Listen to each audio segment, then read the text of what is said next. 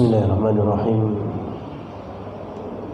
Assalamualaikum warahmatullahi wabarakatuh.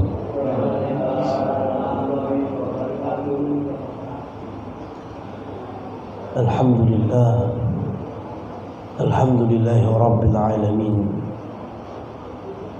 Alhamdulillahilladzi arsala rasulahu bil huda wa dinil haqq liyudhhirahu 'ala ad-din kullih wa kafa billahi shahida.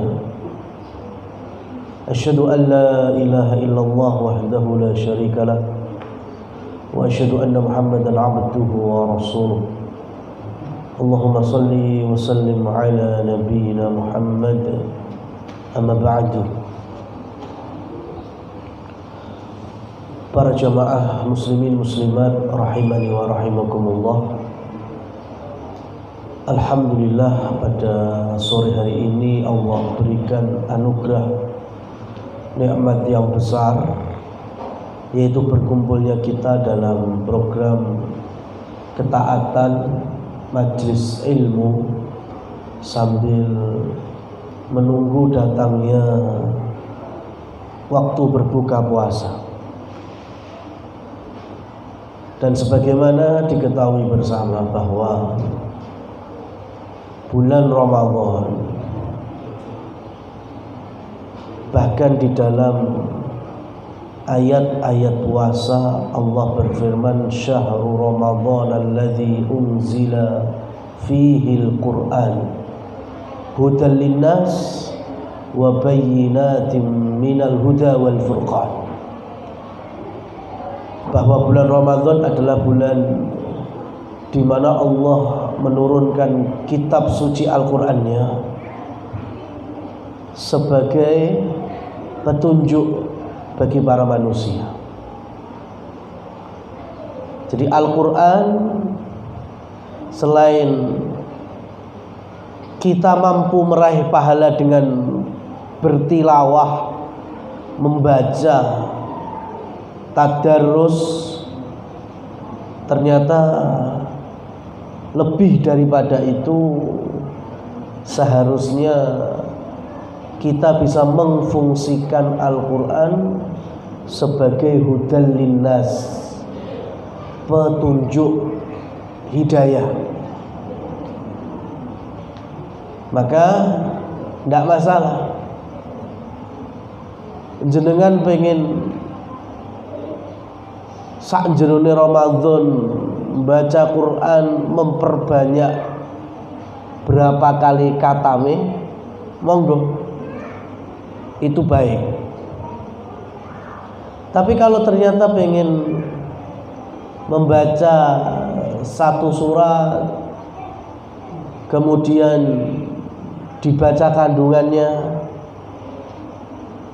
ya, dipelajari isinya, mungkin di masjid-masjid ada kajian tafsirnya atau melalui media, ya silahkan, itu juga baik ya, karena di dalam Ramadan Al-Quran dibaca berulang kali, dikhatamkan, di situ ada pahala.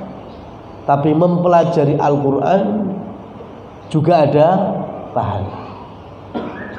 Jadi nggak perlu muncul pertanyaan, Ustadz, mana yang lebih baik baca Quran ya sampai khatam ping 5, ping 6, apa boleh saya nggak khatam tapi saya pelajari kandungannya.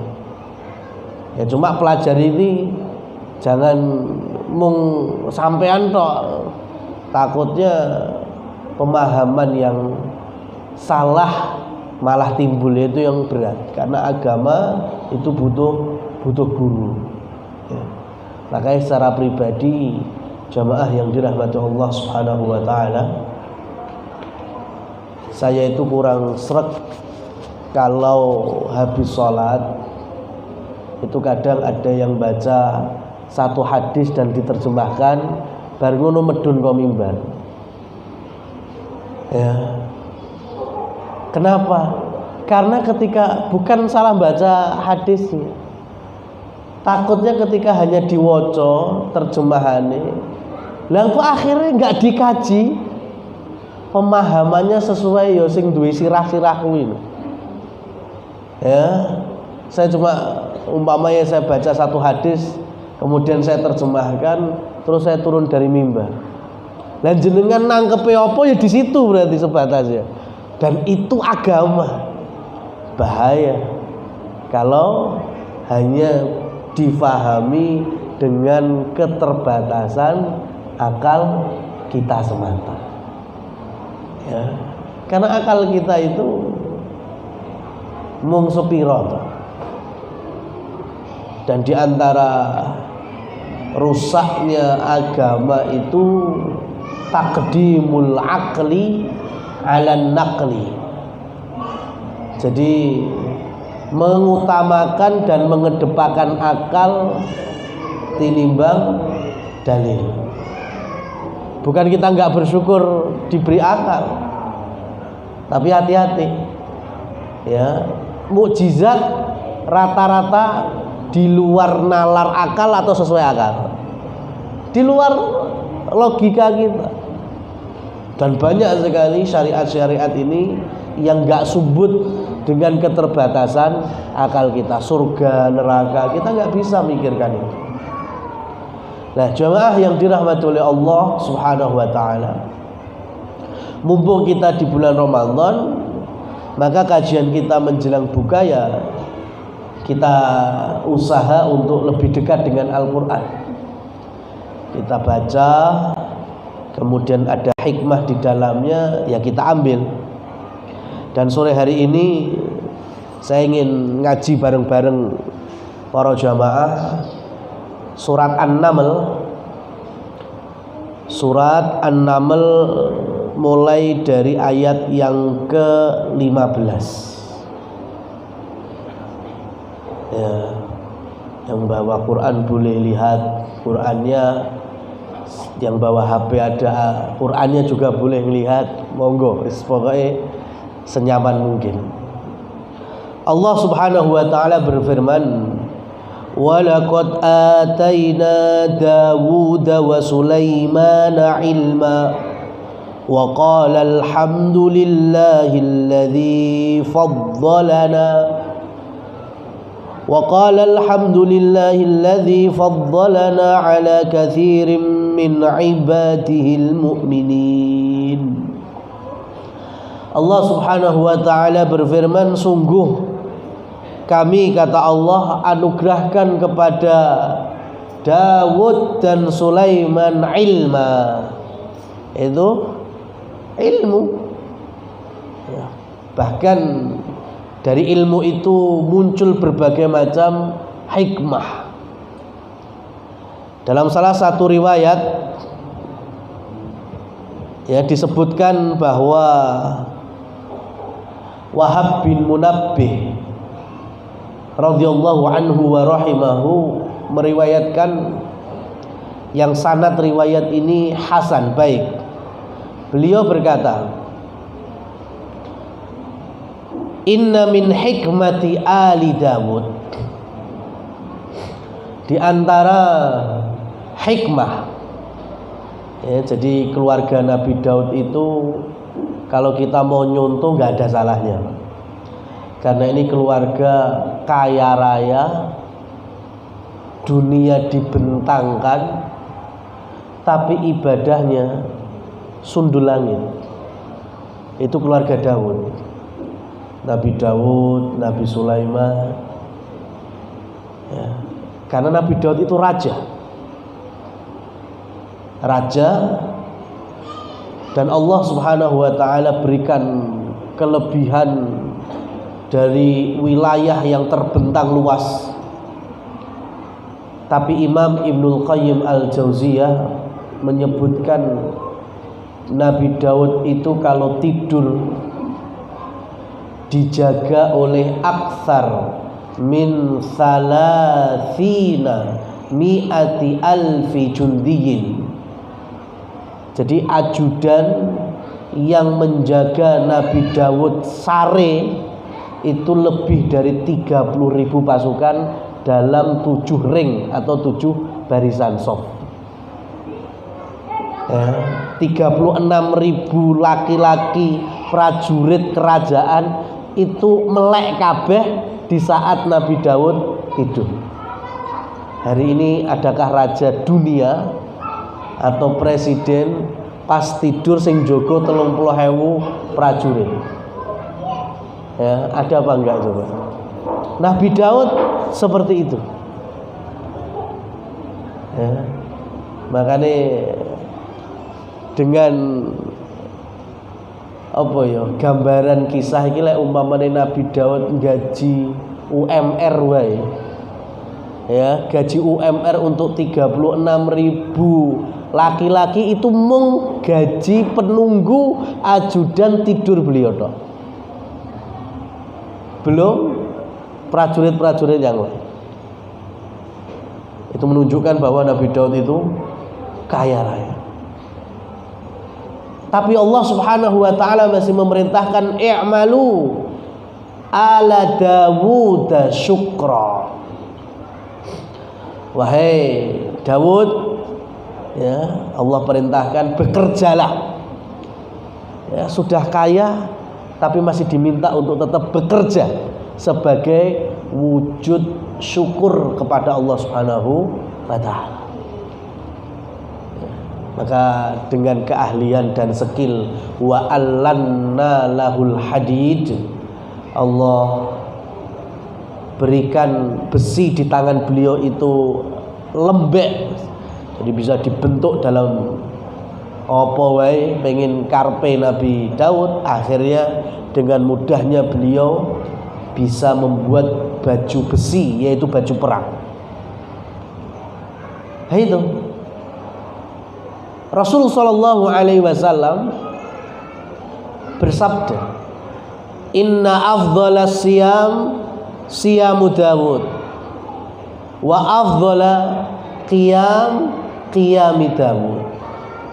Sebagus-bagusnya puasa adalah puasa Nabi Dawud. Sehari berpuasa, sehari buka atau enggak puasa. Kita semuanya tahu puasa sunnah, puasa Daud. Itu yang mengawali ya Nabi Daud. Dan kata Rasul, sebaik-baik puasa sunnah itu puasa Daud. Tidak ada yang lebih baik dari puasa sunnah dari Nabi Daud. Dan sebaik-baik sholat, ya, ibadah malam, sholat malam adalah sholat malamnya versi Nabi Daud, yang kemudian ditiru oleh Nabi Muhammad sallallahu alaihi wasallam. Bagaimana itu? Di awal malam tidur, istirahat dulu. Pertengahan malam baru bangun untuk zikrullah, ya, tahajud, sholat, bermunajat, dan sisa waktu malam yaitu akhir malam istirahat lagi sampai menjelang datangnya ibadah pagi. Karena dalam syariatnya Nabi Daud dan Sulaiman itu ada 3 waktu sholat. Cuma bagaimana sholatnya wallahu a'lam, ya, tidak disebutkan gerakan-gerakannya. Tapi waktunya ada 3, yaitu pagi, sore menjelang petang seperti waktu-waktu kita hari ini, dan ibadah malam di tengah malamnya. Itu 3 waktu sholatnya. Yang ketika Rasul sallallahu alaihi wasallam pun mengawali dakwah, diutus menjadi seorang nabi, ya, Allah Subhanahu wa taala berfirman dalam surat Al-Muzammil, "Ya ayyuhal muzammil," wahai orang yang berselimut, yaitu Nabi Muhammad, ya, "Qumil laila illa qalila." Bangunlah engkau untuk melaksanakan sholat. Kapan itu? Di waktu malam. Karena di Mekah hari itu sudah turun kewajiban sholat.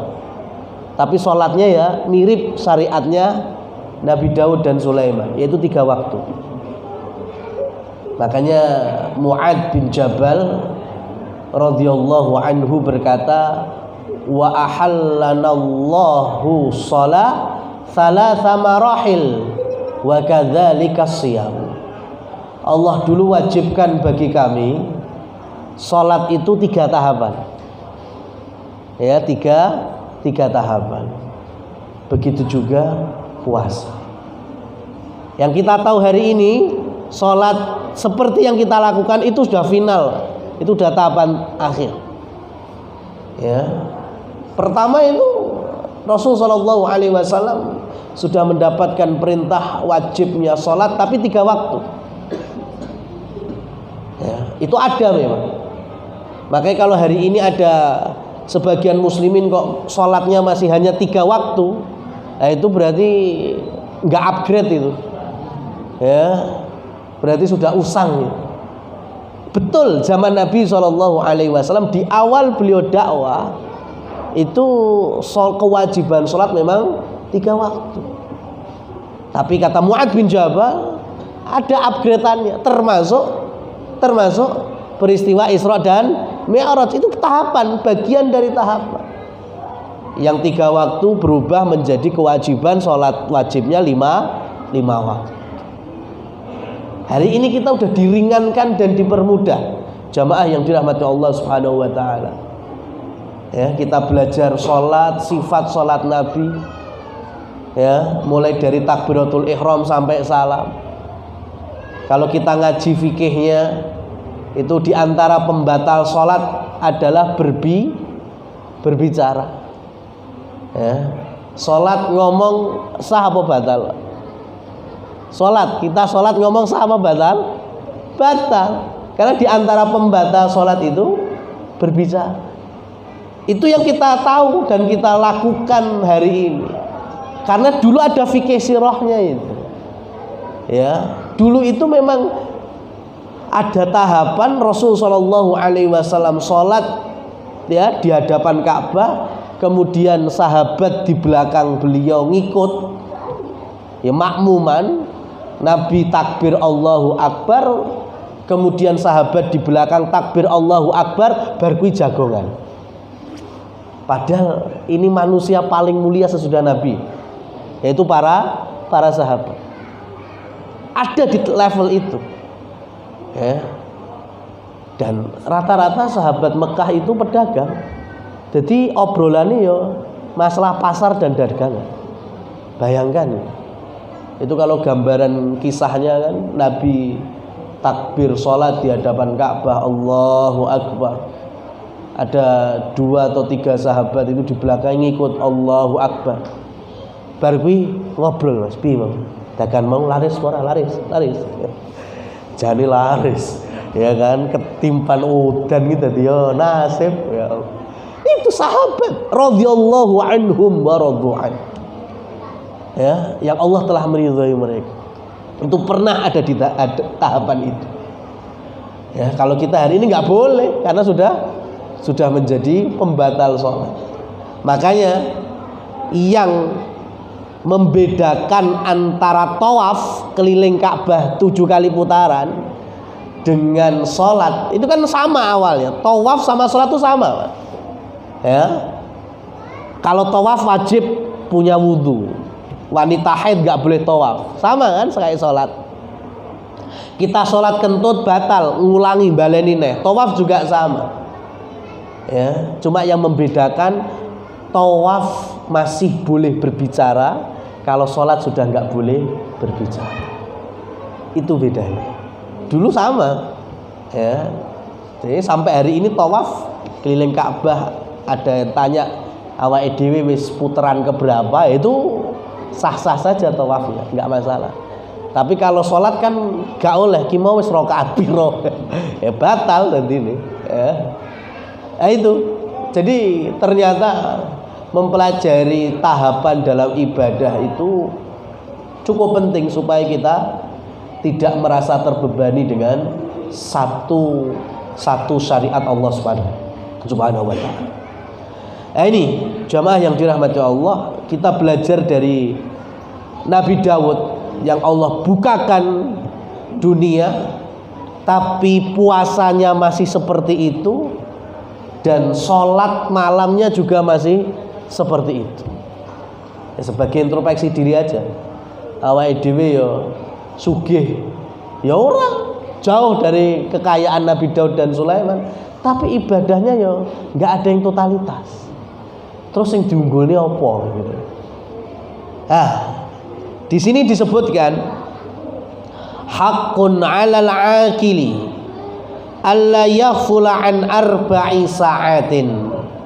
Bagi orang yang berakal, kata Nabi Daud, di antara hikmah beliau, harusnya orang yang berakal dari kalangan orang-orang beriman itu bisa menggunakan dan memanage waktu menjadi 4. Jenengan cekel wae ini 4 waktu kok berhasil, insya Allah urusan yang lain gampang. Artinya manajemen waktu 4 ini kita lakukan, insya Allah agama kita yo baik, dunia kita yo nggak terpuntal-puntal. Yang pertama, sa'atun yunaji fiha rabbahu.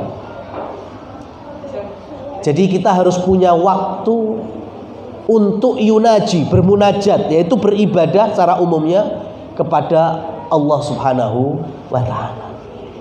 Jadi orang beriman itu memang harus ada waktu untuk ibadah. Ya, yang diutamakan ibadah yang wajib terlebih dahulu. Hari ini syariatnya Nabi Muhammad yang wajib salah satunya apa? Sholat 5 waktu. Ya. Kalau kita pengen terurus agama dan dunia, ya setidaknya sholat wajibnya jangan sampai keteteran. Ramadan momentum, dimudahkan semuanya. Yang sing rodok urung patek sholat jamaah nang masjid, Ramadan insyaallah akeh bolone. Dadi ndomplengno rada ora ketara memang. Ya, itu kesempatan. Ya, kesempatan. Yang belum biasa datang ke masjid, taklim, ngaji, Ramadan momentum. Itulah hikmah kenapa Rasul sallallahu alaihi wasallam menyebutkan keutamaan Ramadan, tuftahu abwabul jannah wa tuhlaqu abwabul jahim. Dibukanya pintu surga, ditutupnya pintu neraka. Dimudahkan kita beramal apa saja. Ya.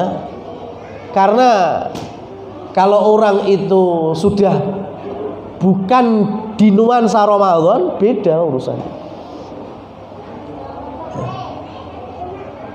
Saya ngasih contoh itu kan, kalau ada sebagian muslimin dapat nikmat rezeki ibadah haji atau umroh, ya, ke Mekah di sekitar Masjidil Haram atau ke Madinah di sekitar Masjid Nabawi, itu subuh di sana itu kan 2 kali adzan. Adzan kedua itu kan adzan waktu subuh. Adzan pertama itu kan sebelumnya. Anggaplah kalau hari-hari ini adzan pertama jam 4, jam 3 itu sudah banyak kaum muslimin keluar dari hotel berbondong-bondong mlebu masjid, budal nang masjid. Adzan wae orang wis budal. Ya, baik itu yang ada di Mekah maupun yang ada di Madinah. Adzan wae urung itu orang sudah rombongan ratusan ribuan masuk Masjidil Haram atau Masjid Nabawi. Alasannya apa, Pak? Suasana dan lingkungan mendukung. Jenengan teng Mekah, jenengan teng Madinah niku kegawa, Pak. Ya, urung adzan wis langsung jerantal budal salat. Makanya jenengan titeni lek enten sederek dulur kanca bar bali ibadah haji utawi umroh, biasane minggu pertama sregep nang masjid. Sik ketularan hawa Mekah. Tapi enten ana rong sasi biasanya rodok sulaya gitu. Niku. Itu kenyataan kok. Lingkungan dan suasana mendukung. Lah Ramadan itu juga sama. Ya. Awake dhewe sing lanang-lanang Pak ya, sepakat nih tuntas posone. Nggih napa mboten? Insyaallah 100% dari kita sebulan mbuh kuwi engko kena 29 apa 30 dina tuntas puasa. Beda kan dengan muslimat ya, ibu-ibu itu yang mungkin ada tamu bulanannya. Lah awake dhewe kan gak duwe tamu bulanan. Kita ini kuat puasa sebulan utuh. Ujungnya malam takbiran menunaikan zakatul fitri sampai sesuk 1 Syawal kita sholat Id. Malah gak oleh poso, haram poso. Ya, malah dikongkon mangan ya dan bergembira. Sesuke tanggal 2 Syawal itu sudah ada anjuran dari Nabi SAW untuk kita berpuasa sunnah 6 hari Syawal. Kula badhe tanglet. Mau kan kita sepakat Ramadan sesasi utuh tuntas 100% lagi. Sepakat ya, Pak? Lah saiki pindah mulai Syawal sing tetep 100% tuntas poso Syawale napa pancet 100%? Napa medun? Napa anjlok? Ya. Kena 50% ki alhamdulillah. Paling yo karek 10-20%. Nggih napa mboten? Lah sakniki lho, kan aneh, Pak. Sing sesasi utuh kuat kok sing 6 dina malah gagal. Ya. Sing sesasi utuh kan kuduke lah abotan sing sesasi utuh. Lah iki kur seminggu lho. Tapi nyapa sing seminggu malah akeh gak sukses sih. Sing Ramadan kok akeh sukses sih. Ya jawabannya tadi. Ya, karena suasananya beda. Lek wis Syawal, wis gak Ramadan. Ya. Godaan titik ini, ya wis gampang. Ya. Dijak minggir ya. Genti neng warung no wis alah poso sunah litek ora apa-apa. Tapi Ramadan kuat. Itu keutamaan Ramadan tuh memang istimewa. Maka jangan sampai kita sia-siakan. Lah sebagai genjot tadi, sa'atun yunaji fiha rabbahu. Yaitu ada waktu kita beribadah kepada Allah Subhanahu wa taala. Yang kedua, wasa'atun yaqdhi fiha ila ikhwanihi. Wasa'atun yuhasibu fiha nafsuhu. Yang kedua adalah waktu. Jadi kita punya waktu khusus untuk tazkiyatun nafs, untuk introspeksi diri. Lah iso dhewean. Lek cara bocah-bocah saiki istilahnya apa kuwi, Mas? Me time. Tapi me time untuk introspeksi diri. Dari kesalahan kita, dosa-dosa kita, kedzaliman kita, jujur kita kepada Allah. Dewean, arep nangis ritek ndak apa-apa. Silakan. Arep pas poso ya ora apa-apa, nangis rambatane poso. Kecuali lek luwe jenengan lek entek sak gelas niku ya. Ya. Nangis itu tidak membatalkan puasa. Monggo silakan. Mungkin di tengah kesendirian kita berdoa nangis. Di tengah kesendirian kita membaca Al-Quran nangis, atau merenung aja, mengakui dosa-dosa kita di hadapan Allah. Karena mata yang menangis karena Allah itu dapat jaminan besok. Ya, dari Rasul Shallallahu Alaihi Wasallam dalam salah satu sabdanya, ya, golongan yang akan mendapatkan naungan ya di waktu yang tidak ada naungan kecuali naungan dari Allah. Salah satunya mata yang mengeluarkan airnya karena Allah Subhanahu wa taala. Abdullah ibnu Umar itu meriwayatkan kondisi bapaknya, itu Umar bin Khattab, di usia senjanya, di usia sepuhnya Umar bin Khattab niku. Umar bin Khattab niku kagungan mata panda. Jenengan pirsa, mata panda biasanya isor meripat ki rada ireng ya. Tapi Umar bin Khattab mata pandanya itu bergaris di ujung dari tempat keluarnya air mata. Kata putranya Abdullah, karena ayahku sering nangis dalam kesendiriannya. Ya, itu sampai loh ki duwe jalure dhewe. Lah awake dhewe nangis kan sik ambyar kabeh, muncrat rono rene. Karena rong duwe jalur. Karena enggak terbiasa nangis. Umar bin Khattab itu kalau nangis itu sampai ada jalur air matanya, saking seringnya nangis ya karena Allah Subhanahu wa taala. Silakan ya, ini nasihat dari Nabi Daud ya, kita punya waktu khusus sendiri untuk introspeksi diri. Ya. Wasa'atun yaqdi fiha ila ikhwanihi. Ini yang ketiga. Ini juga penting, yaitu waktu kumpul-kumpul sama dulur-dulur, konco-konco. Nah, tapi kumpul-kumpulnya nggak sembarangan. Alladzina yukhbirunahu bi'uyubihi wa yusaddiqunahu an nafsihi. Tapi kalau bisa kumpulannya itu yang bisa menasehati akan aibnya, salah dilurus nih, dibener nih. Ya, kalau sudah baik diberikan semangat untuk istiqomah.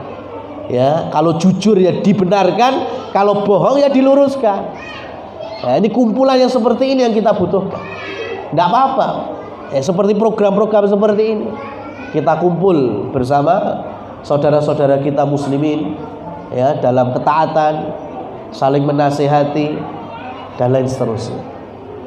Ya, silakan jenengan pengen nongkrong kongko tapi ada manfaatnya.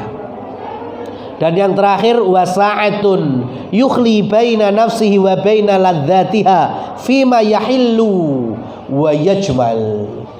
Yang keempat adalah waktu ketika kita merasa nyaman. Jenengan pokoknya enaknya apa, Bapak? Umpamanya tamasya bareng keluarga, silakan. Atau hari ini mungkin healing bersama sopo ya. Kalau umpamanya nyaman acara bukber, enggak apa-apa. Yang penting apapun aktivitas yang kita nyaman, kita seneng, itu kita tahu bahwa semuanya ini bagian dari anugerah Allah Subhanahu wa taala. Ya, jadi ketika kita lagi seneng, itulah kenapa Nabi Daud dan Nabi Sulaiman tidak pernah sombong meskipun banyak senengnya.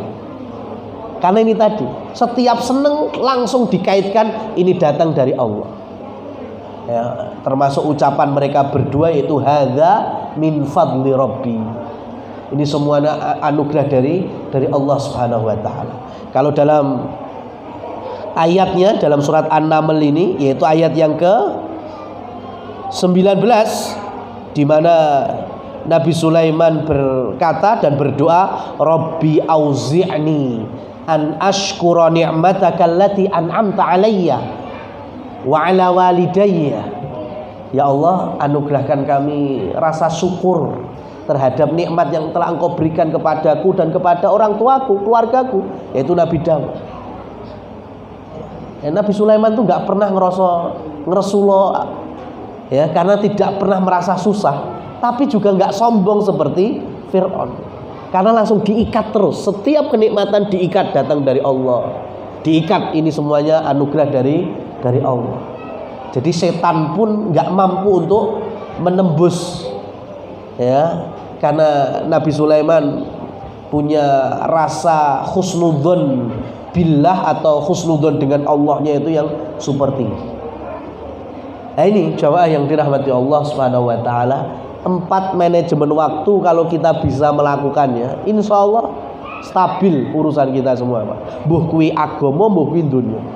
Punya waktu untuk ibadah, punya waktu sendiri untuk berintrospeksi diri, ya, mengakui kesalahan kita di hadapan Allah Subhanahu wa taala.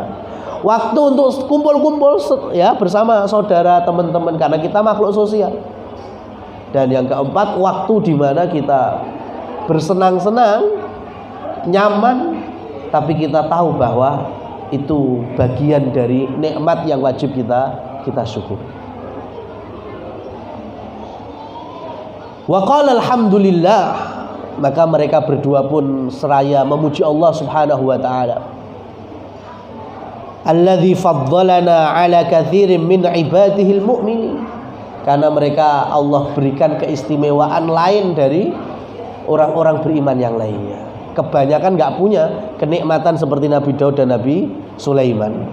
Wa waritha Sulaimanu Dawuda wa qala ya ayyuhan nasu 'ullimna mantiqat thairi wa utina min kulli syai' inna hadza lahuwal fadlul mubin. Nabi Sulaiman mendapatkan warisan dari ayahnya. Warisan apa itu? Warisan mukjizat, diantaranya tahu bahasa burung. Jadi tafsirnya ayat ini adalah di saat Nabi Daud itu wafat dan dikuburkan oleh putranya sendiri, itu Nabi Sulaiman, masih di wilayah Syam, Palestina hari ini. Ya, jadi kalau masih ada yang berkeyakinan bahwa Nabi Sulaiman itu neng Borobudur atau wilayah Sleman, ya, kemudian negeri Sabaknya itu di Wonosobo, pertanyaan saya cuma satu, kuburan Nabi Daud sebelah ndi ngono? Ya kan? Kan ini satu paket. Bapak anak, Nabi Daud ayah, Nabi Sulaiman anak. Nabi Daud meninggal, yang nguburkan Nabi Sulaiman. Lelek Nabi Sulaiman ki kerajaane jebule neng Borobudur, kuburane Nabi Sulaiman sebelah ndi? Neng Mungkit kah? Ya, daerah ndine, ya. Makanya ya, pendapat yang gampang sekali untuk dibantahkan, dan yang benar adalah Nabi Sulaiman ada di tanah Syam, ya, ada di Palestina dan sekitarnya. Nah, ketika Nabi Sulaiman menguburkan ayahnya, yang takziah itu kan banyak, dan tiba-tiba sekelompok burung itu juga takziah. Karena burung di zaman Nabi Daud, ketika Allah berikan Zabur, kitab Zabur itu nggak seperti Al-Quran. Al-Quran isinya ada hukum halal haram, ya, ada cerita umat terdahulu, kayak gitu-gitu, ya, macam-macam. Kalau Zabur enggak, dari awal sampai akhir itu pujian kepada Allah, menyanjung Allah, seperti yusabbihu lillahi ma fis samawati wa ma fil ardi, itu terus dari awal sampai akhir. Dan Nabi Daud itu punya suara yang bagus, sehingga ketika ngaji kitab Zabur, kicauan burung itu minder, Pak, ya, karena lebih bagus suara Nabi Daud. Akhirnya mereka diem mendengarkan ngajinya Nabi Daud. Sampai akhirnya burung-burung pun ngaji bareng Nabi Daud, sampai Allah berikan Nabi Daud pemahaman bahasa burung. Maka ketika Nabi Daud meninggal, burung-burung takziah, tiba-tiba Nabi Sulaiman bisa mendengarkan dan paham obrolannya manuk-manuk kuwi. Makanya di sini disebutkan ayyuhan nas, ya, prajurit-prajurit yang ada manuk. Ulimna mantiqat tair, aku kok tahu ya omongane manuk iki. Ya, jadi Allah wariskan Nabi Daud wafat, mukjizat itu langsung diberikan kepada Nabi Sulaiman. Wa utina min kulli syai', dan Allah berikan berbagai macam kelebihan yang lain, dan ini semua adalah anugerah dan keutamaan yang betul-betul terang jelas. Bahkan sampai hari ini kita bisa mengkisahkan dan mengambil keutamaan dari Nabi Sulaiman itu sendiri. Demikian jamaah yang dirahmati Allah Subhanahu wa taala, dua ayat yang semoga bisa Allah rahmati melalui kajian ini. Allah berkahi waktu kita. Allahumma barik lana fi waqtina, Allahumma barik lana fi iftarina wa fi sahurina, Allahumma barik lana fi ta'amina wa syurbina, Allahumma at'im man at'amana wasqi man saqana, Allahumma sahhil lana li jami'il umur, Allahumma barik lana fi salawatina wa fi siyamina wa fi tilawatina Qur'an, Allahumma barik lana fi tarawihina wa qiyamina wa fi witrina bi rahmatika ya dzal jalali wal ikram. Rabbana atina fid dunya hasanah wa fil akhirati hasanah wa qina adzabannar. Wa sallallahu ala nabiyyina Muhammad walhamdulillah wabillahi taufiq wa hidayah. Wassalamualaikum warahmatullahi wabarakatuh.